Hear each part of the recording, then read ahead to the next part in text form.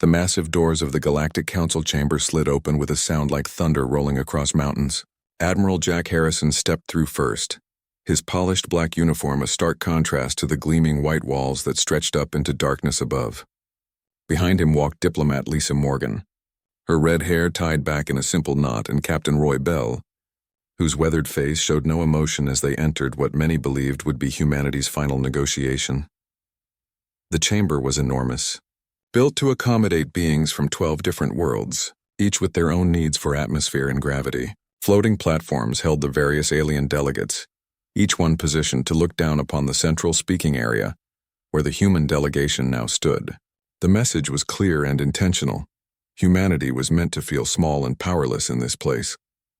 Chancellor Vex of the Zephyrian Coalition occupied the highest platform, his insect-like body gleaming under the artificial lights. 6 arms moved in calculated gestures as he spoke, his voice carrying through translation devices that made his clicks and buzzes sound almost human. Next to him sat the Vorthan Empire's representative, Ambassador Kess, whose reptilian features twisted into what might have been a smile. Her forked tongue flicked out occasionally, tasting the recycled air for signs of human fear. The ethereal collective had no physical representative present, instead projecting their consciousness through a cluster of floating crystals that hummed with otherworldly music. Their thoughts arrived in the minds of all present as harmonious whispers that spoke of cosmic balance and natural order. Around the chamber, 10 other species watched the proceedings with varying degrees of interest and amusement. Admiral Harrison looked up at the assembled aliens without flinching. At 55 years old, he had spent most of his adult life preparing for this moment, though none of the watching aliens knew that. To them, he appeared to be just another human leader, overwhelmed by the scope of galactic civilization, and desperate to find some way to save his primitive species from extinction. Chancellor Vex began the proceedings, with a long speech about the unfortunate necessity of the current situation. His translated words filled the chamber as he explained how humanity's rapid expansion across the galaxy had upset the careful balance that had existed for thousands of years. Humans were reproducing too quickly, colonizing too many worlds, and developing technology at a pace that threatened the established order. Ambassador Kess took over when the Chancellor finished, her cold voice detailing the specific terms of what the aliens generously called a peace agreement. Humanity would immediately abandon 70% of their existing colonies, retreating to a small cluster of systems near their homeworld. All human military development would cease, and existing fleets would be reduced to 1/10 of their current size. Most importantly, humanity would accept permanent alien oversight of their government, technology, and population growth. The ethereal collective's crystalline harmonies added their own conditions. Speaking of humanity's need to learn patience and restraint from their betters, humans would be limited to no more than 50 billion total population across all their remaining worlds.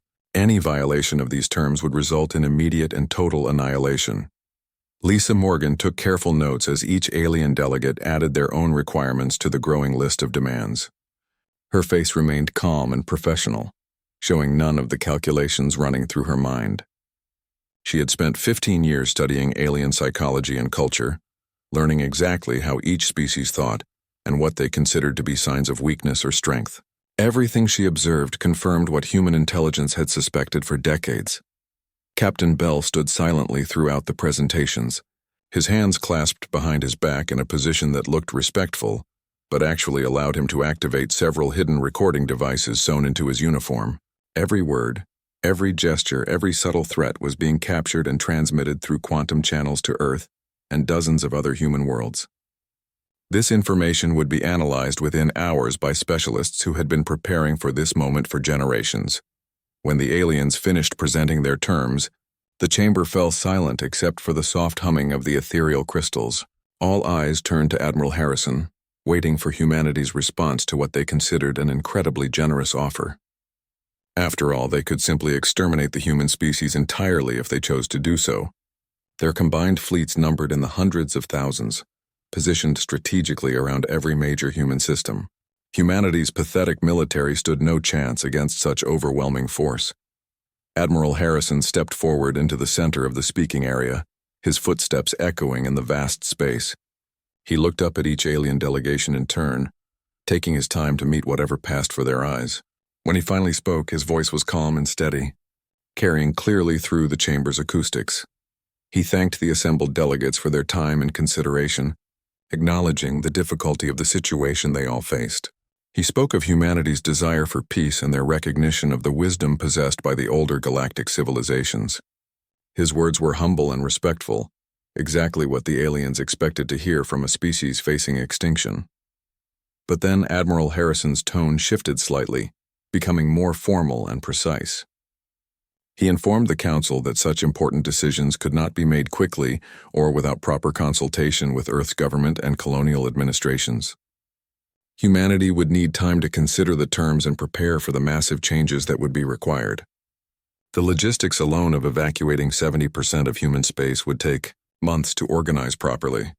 Chancellor Vex's mandibles clicked with impatience, as he reminded the human admiral that time was a luxury humanity could not afford.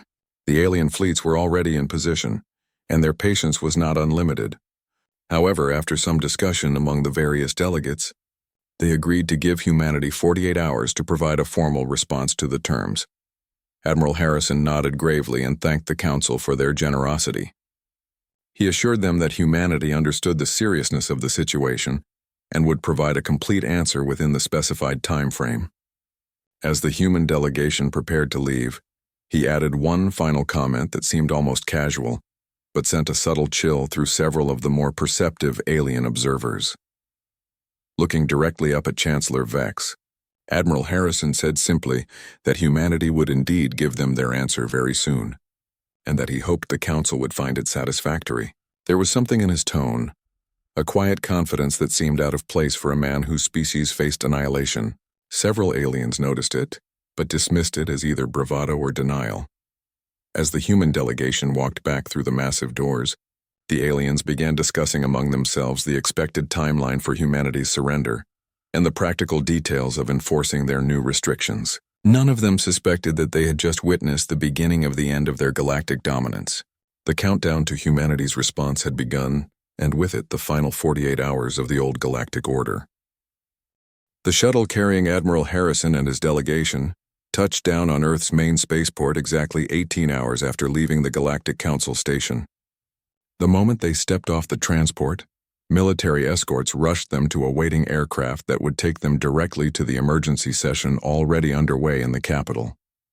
Every second counted now, and the entire human government had been mobilized for what everyone knew would be the most important. 48 hours in their species.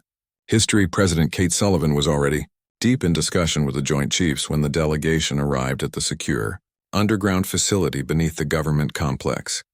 The room buzzed with activity as dozens of military officers and civilian advisors worked frantically at computer terminals, coordinating what appeared to be desperate defensive preparations across human space. Large screens showed fleet movements and resource allocations as humanity scrambled to prepare for the coming war. General Frank Adams stood before the main display, pointing at various star systems as he explained the deployment of human forces. His gruff voice carried across the room as he detailed how their limited fleets were being positioned to defend the most critical worlds. Every ship they could muster was being pulled back from exploration missions and patrol duties to form a desperate last line of defense around Earth and the major colonies. Dr. Amy Price worked at a nearby station, her fingers flying across holographic interfaces as she coordinated improvements to planetary shield systems and orbital defense platforms. The young scientist had spent the last 3 years developing new defensive technologies, and now she was racing against time to implement them before the alien fleets arrived. Her team of engineers spread across dozens of worlds, all working around the clock to strengthen humanity's pitifully inadequate defenses. Admiral Harrison delivered his report to President Sullivan and the assembled leadership, describing every detail of the alien ultimatum and the arrogant confidence displayed by the Galactic Council. He explained how the various species had divided up human territory among themselves, already planning which worlds they would claim once humanity was crushed. The aliens viewed humans as nothing more than an inconvenient pest that needed to be controlled. Captain Bell provided his own observations about alien military capabilities, confirming what human intelligence had long suspected about their overwhelming technological advantages. The combined alien fleets possessed weapons that could destroy entire planets, shields that were nearly impenetrable, and faster-than-light communication systems that would allow perfect coordination across the galaxy. Humanity's conventional forces stood no realistic chance against such power. Lisa Morgan added her analysis of alien psychology and political dynamics, explaining how the different species had come together specifically to deal with the human threat. Despite their own rivalries and territorial disputes, they had united in their determination to prevent humanity from continuing its rapid expansion. The peace terms were deliberately humiliating, designed to break human spirit and ensure permanent subjugation. But while this surface activity continued with obvious urgency and growing desperation, something entirely different was happening in the deeper levels of the facility. Behind sealed doors that required special clearance to access, a small group of individuals worked on projects that officially did not exist. These people moved through corridors that appeared on no building plans, accessing laboratories and control rooms that had been built in absolute secrecy over the past several decades. Agent Cole had been expecting this day for more than 30 years. The man known to most of the government simply as Director of Special Projects maintained his cover as a mid-level intelligence coordinator, but his real authority extended far beyond what anyone suspected. He walked through the hidden complex with calm efficiency, checking on progress at each of the classified stations where humanity's true response was being prepared. Dr. Steve Clark looked up from his workstation as Agent Cole approached, his weathered face showing the strain of working for 72 hours straight. The quantum physicist had been making final adjustments to devices that existed in violation of every known law of physics, machines that had taken 40 years of secret research to develop. His team of specialists worked at similar stations throughout the underground facility, each one calibrating weapons that could reshape reality itself. Commander Nina Ross coordinated communications with sleeper agents positioned throughout alien space, men and women who had spent decades establishing themselves in alien societies while waiting for activation orders. These agents were not spies in any conventional sense, but something far more dangerous and sophisticated.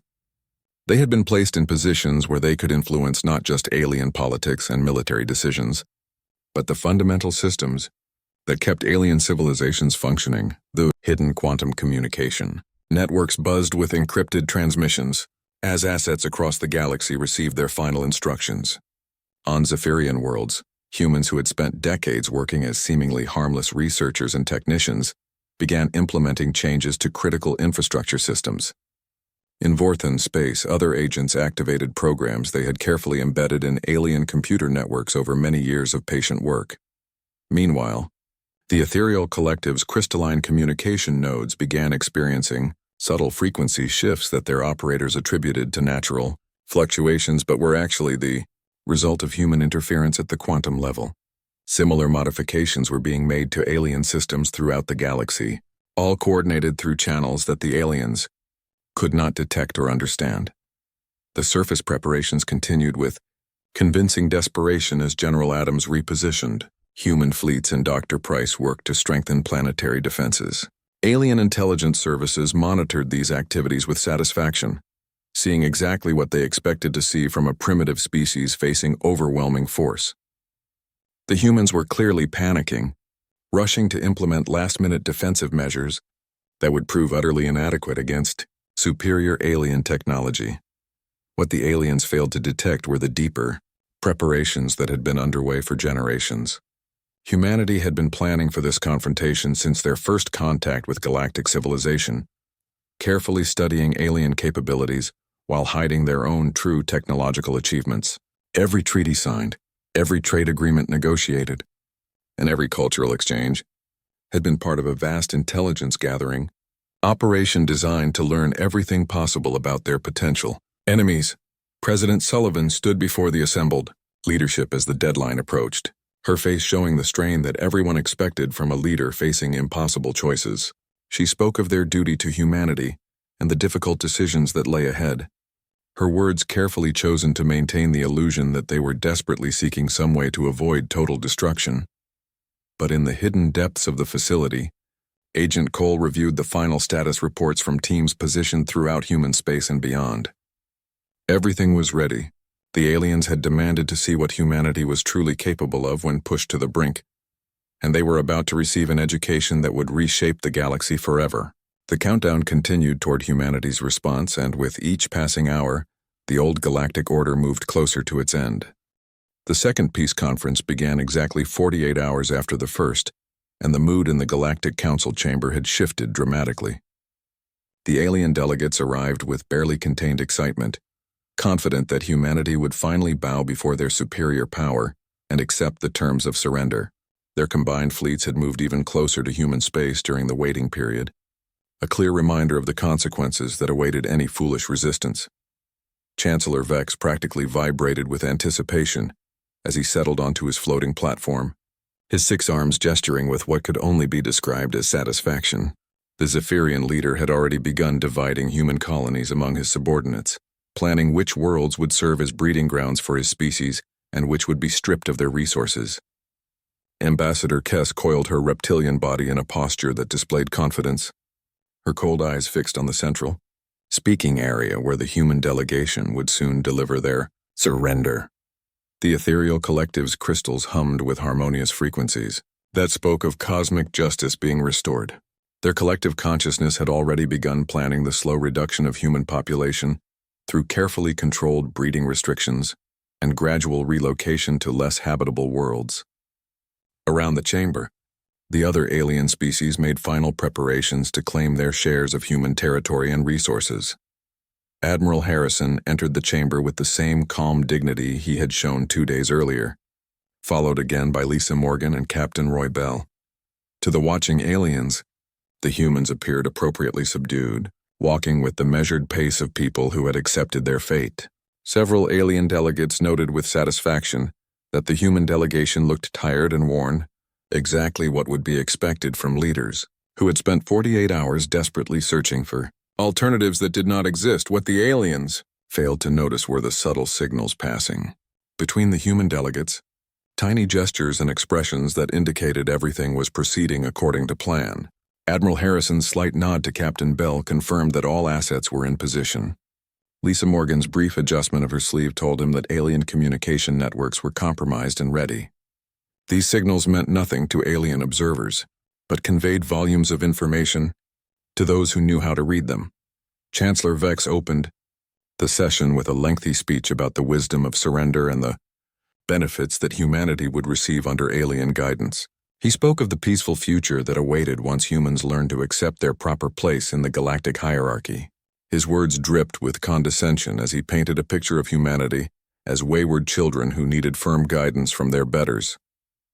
Admiral Harrison listened patiently to the alien speeches, his face showing appropriate concern and resignation. When called upon to deliver humanity's official response, he stood slowly and walked to the center of the speaking area. The chamber fell silent as every alien delegate leaned forward to hear the words of surrender they had been anticipating. The Admiral began by acknowledging the power of the assembled civilizations and expressing humanity's gratitude for the generous terms that had been offered. He spoke of the difficult decisions that his government had been forced to make and the painful reality of humanity's situation.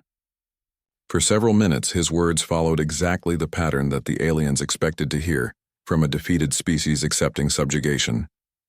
But then something in Admiral Harrison's tone began to change.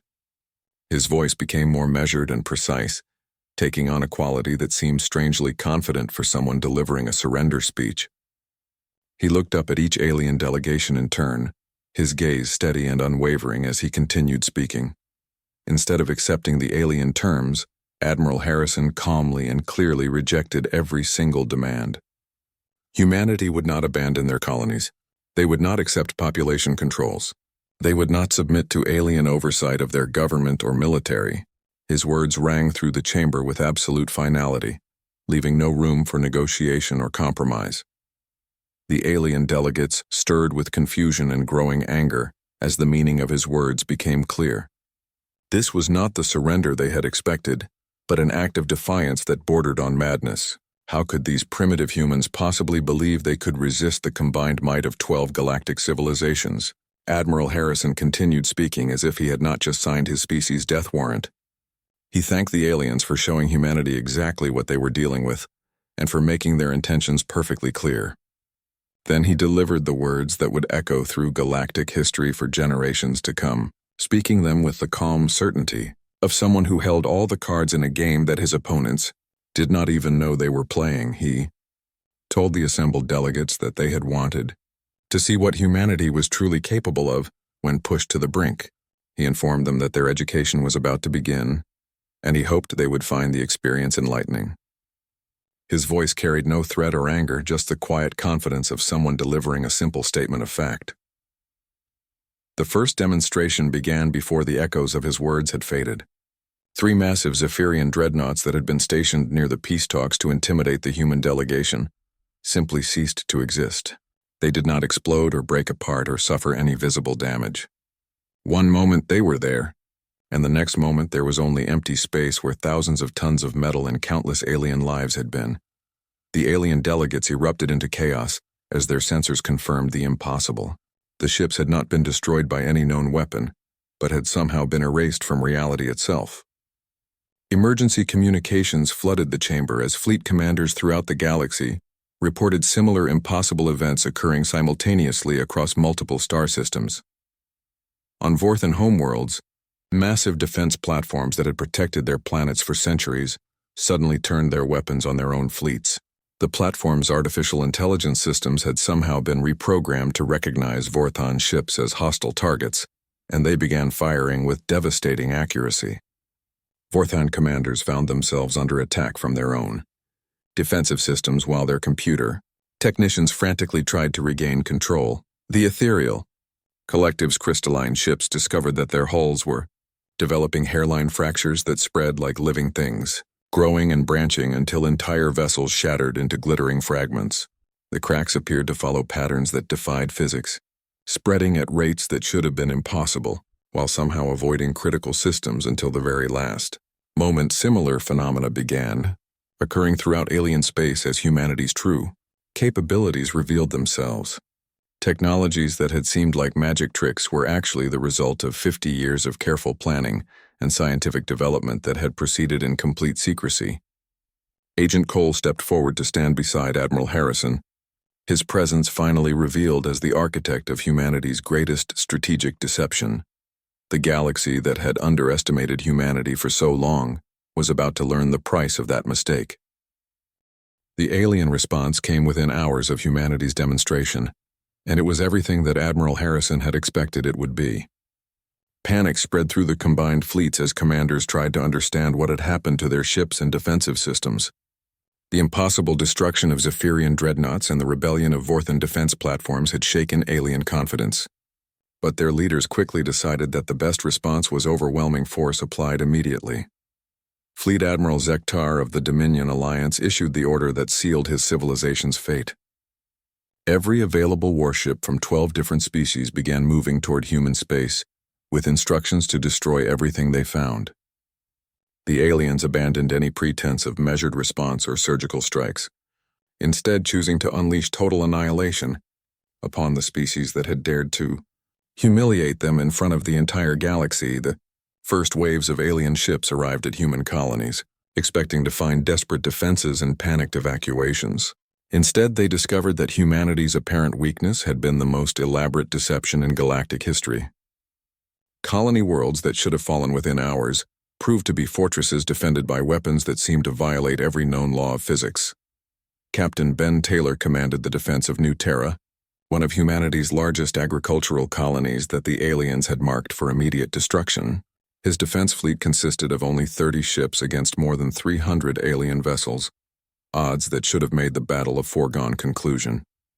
But when the alien forces opened fire, they discovered that human ships were protected by shields that absorbed their most powerful weapons without any visible effect. The real shock came when Captain Taylor's forces began their counterattack.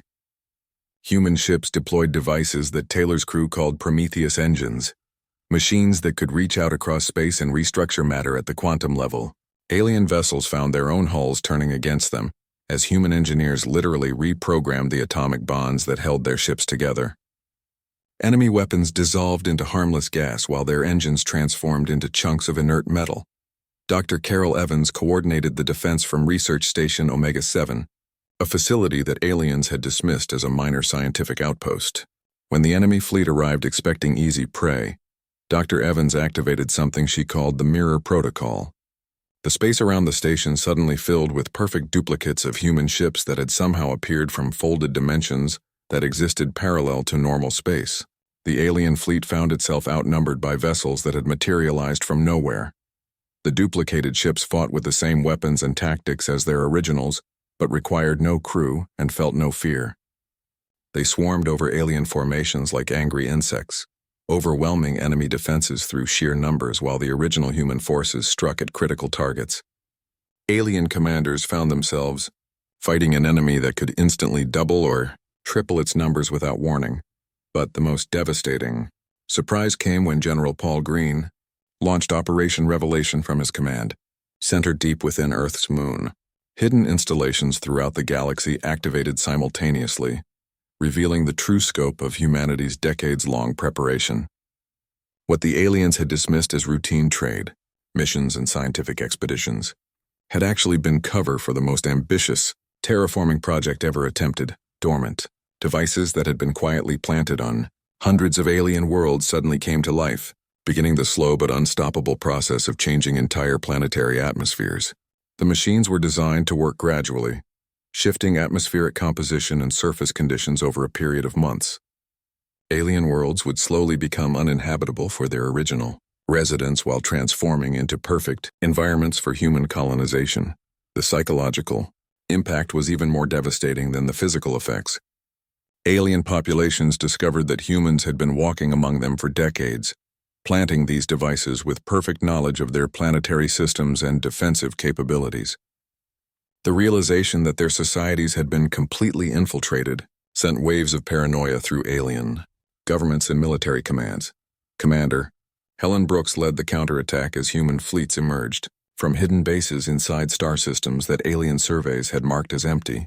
The aliens learned that human stealth technology was generations ahead of their detection capabilities, allowing entire fleets to remain hidden in plain sight.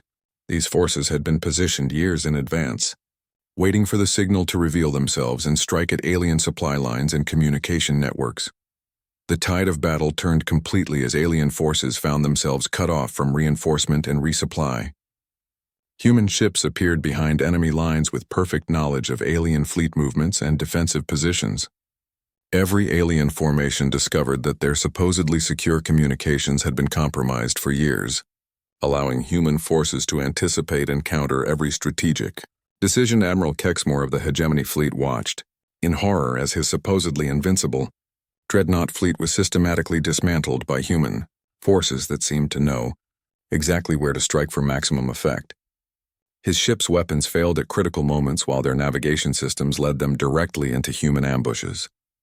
The Admiral realized that every piece of technology his people had traded with humans over the past 50 years had contained hidden modifications that now turned their own systems against them. The ethereal collective's crystalline consciousness experienced something that could only be described as technological terror as they discovered that human influence extended beyond physical systems into the quantum realm where their thoughts existed. Human devices had been subtly altering the frequency patterns that sustained their collective awareness, introducing discordant notes that slowly drove their unified consciousness toward madness and dissolution. Species after species found their military forces crippled by systems that no longer obeyed their commands.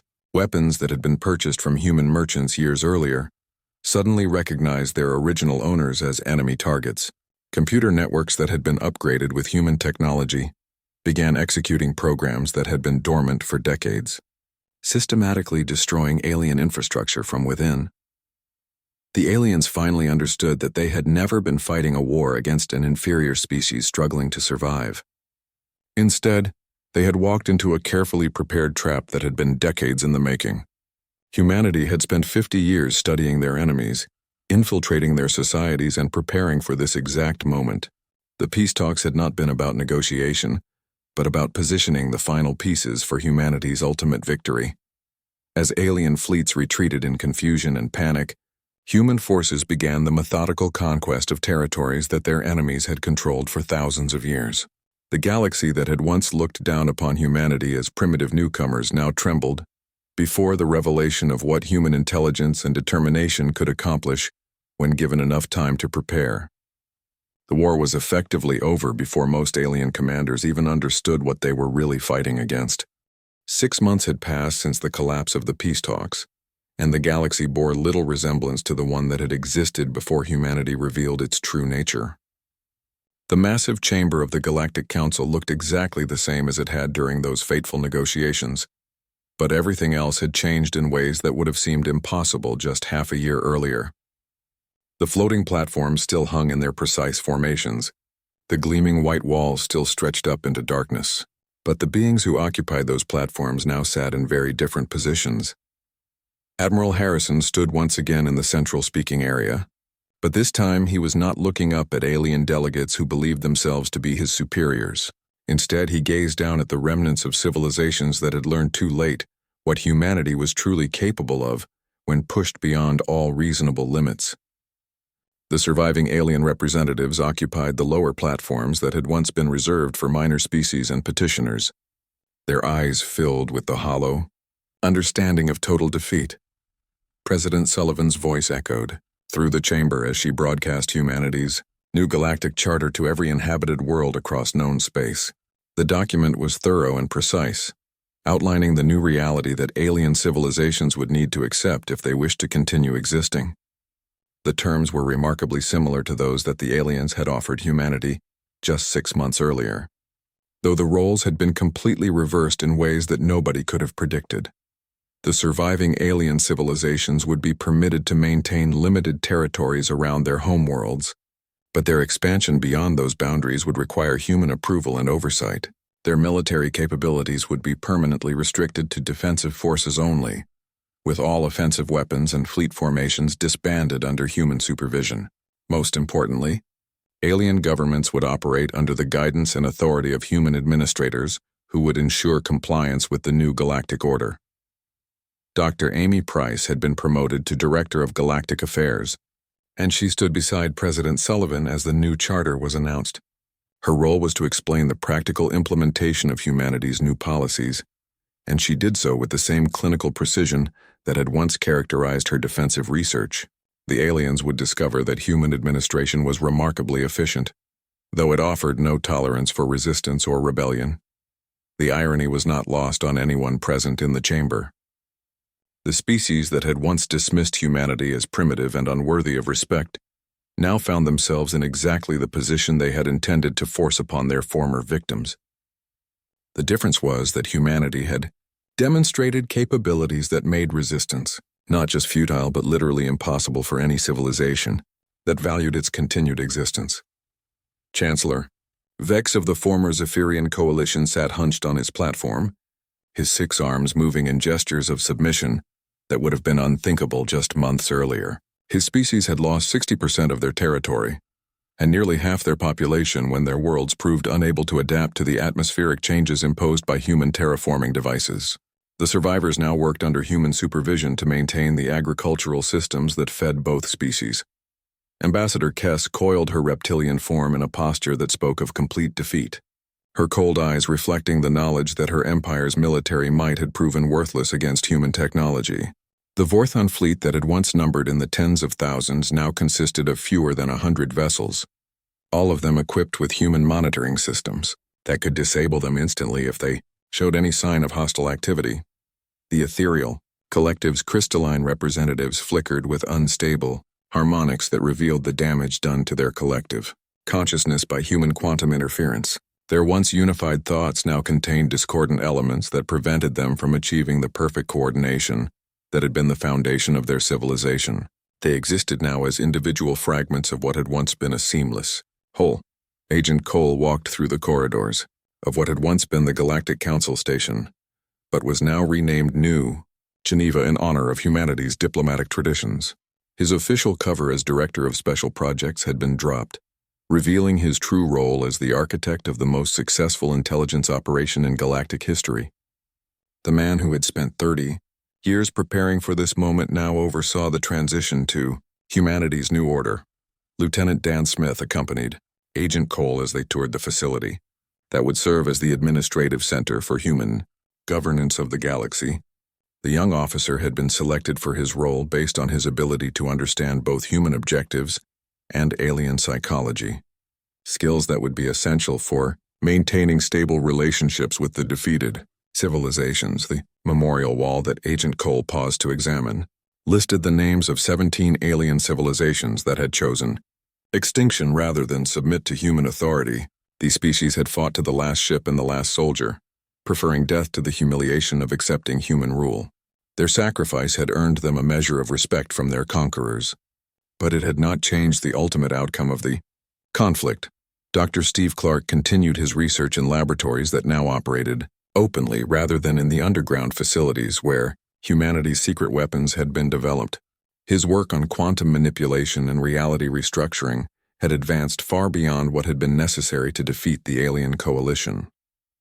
The technologies that had seemed impossible just months earlier were now being refined and improved for the challenges of governing a galactic civilization.